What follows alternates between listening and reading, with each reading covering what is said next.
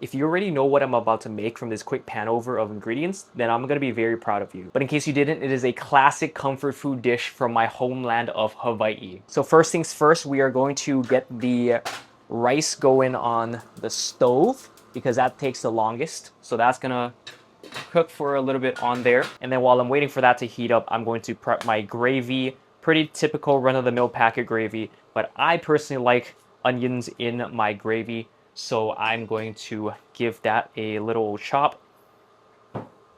Boom, through the power of movie magic, it is cut. Now going to give it the old fry up. All right, and then once the onions are more or less sweated out, I'm going to add my cup of water for the gravy base. And then next, boom, goes the gravy mix. And then give that the old whiskey business so that it's thoroughly incorporated. And then let that simmer. Once it thickens, it's pretty much ready. So I'm just gonna leave this on the stovetop to thicken up. All right, and then now it's time for the star of the show, the ground beef. I got 93.7 because I'm a bit health conscious or whatever's. So I'm gonna give this a crack open. Then you'll want to beat your meat into a bowl. My personal seasonings of choice is going to be a little bit of salt. Okay, maybe a little bit too much salt there, so I'm going to take some of that out. Then a little bit of pepper. And then finally some of this Trader Joe's umami seasoning for some of that naturally occurring MSG.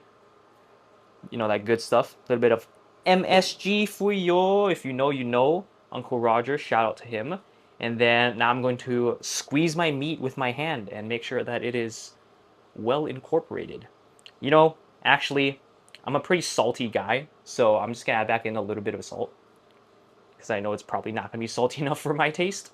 So mix that in. And then before someone says it, yes, I'm not using gloves. Fuck off, honestly. You're not eating my food.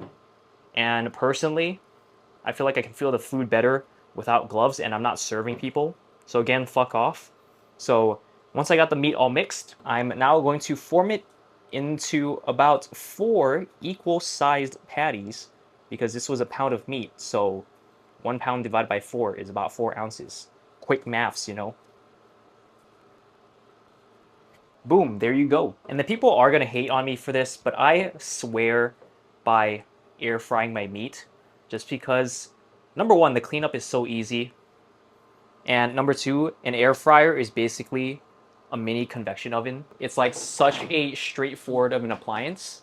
All right, so 400 degrees for 15 minutes, flip halfway, let's go. All right, time to give him the old flippies.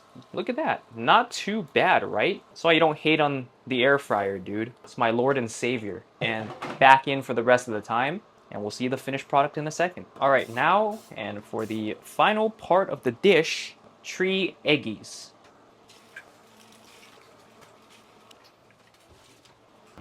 Get it with a little S&P. All right, it's been a while since I've done this, but are you ready? Ready? And boom. Oh yeah. There we go. We are so back. All right, now time to plate this bad boy. So we got some of the rice first, followed by the patties. Then, of course, the over easy eggs. Hopefully I didn't overcook them. And last but not least, we have our gravy all over. And then, boom, oh my god, look at this, dude. Isn't it freaking amazing? My plating is a little bit off, but it'll do. It's good enough. All right, let's dig in for first bite. So, obviously, you gotta get some of that liquidy egg yolk action going right there. And then get all of that goodness in one bite. So got some of that ground beef patty or hamburger steak. Yeah, we call it hamburger steak. Some of the onions in there, some of the little eggies, and then of course gotta get some rice all in there. I'm trying to get this into one bite right now, but yeah, let's go. Mm. Oh my god. Oh yeah. Dude, Nostalgia on a plate right here, bro. Holy shit. 10 out of freaking 10.